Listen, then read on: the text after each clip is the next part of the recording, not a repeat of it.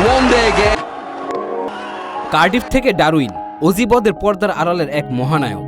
দেশের বাইরে অজিদের টেস্ট ও ওয়ানডেতে হারানো চাক্ষুষ সাক্ষী। কার্ডিফে ব্যাটকে বানিয়েছিলেন তলোয়ার, আর ডারউইনে মাঠে বসে শিষ্যদের দিয়ে করালেন ইতিহাস। বলছি বাংলাদেশ ক্রিকেটের প্রথম সুপারস্টার মোহাম্মদ আশরাফুলের কথা, যিনি অস্ট্রেলিয়াকে হারানোর টেস্টে ছিলেন এক পর্দার আড়ালের এক মহানায়ক। অস্ট্রেলিয়াকে এর আগে 2005 সালে প্রথমবার হারিয়েছিল বাংলাদেশ। সেই ম্যাচে প্রতিপক্ষ দলে ছিলেন Ricky Ponting, Glenn McGrath, Matthew Hayden আর অ্যাডাম গিলক্রিস্টদের মতো তারকা। সেই সময়ের অস্ট্রেলিয়া ছিল বিশ্ব ক্রিকেটের সবচেয়ে শক্তিশালী দলগুলোর একটি। সেঞ্চুরি হাঁকিয়ে সেই ম্যাচের নায়ক ছিলেন মোহাম্মদ আশরাফুল। প্রায় 21 বছর পর দেশের বাইরের মাটিতে অস্ট্রেলিয়াকে হারালো বাংলাদেশ।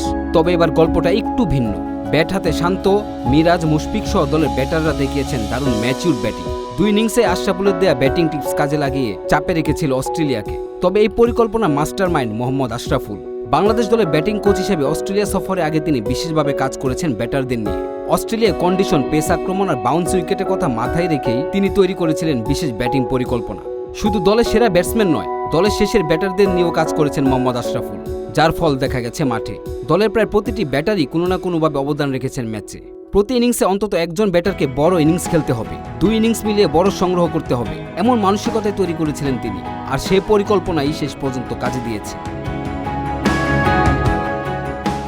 একসময় মোহাম্মদ আশরাফুল আউট হলেই অনেকের মনে হতো বাংলাদেশে হার যেন নিশ্চিত।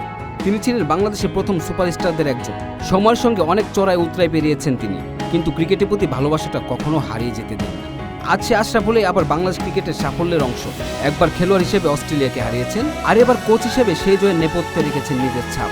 বাংলাদেশ অস্ট্রেলিয়া বোধের সোনালী ইতিহাসে তাই মোহাম্মদ আশরাফুলের নাম থাকবেই। সময় বদলেছে, ভূমিকা বদলেছে, কিন্তু দেশে ক্রিকেটে আশরাফুলের অবদান এখনো অমলিন।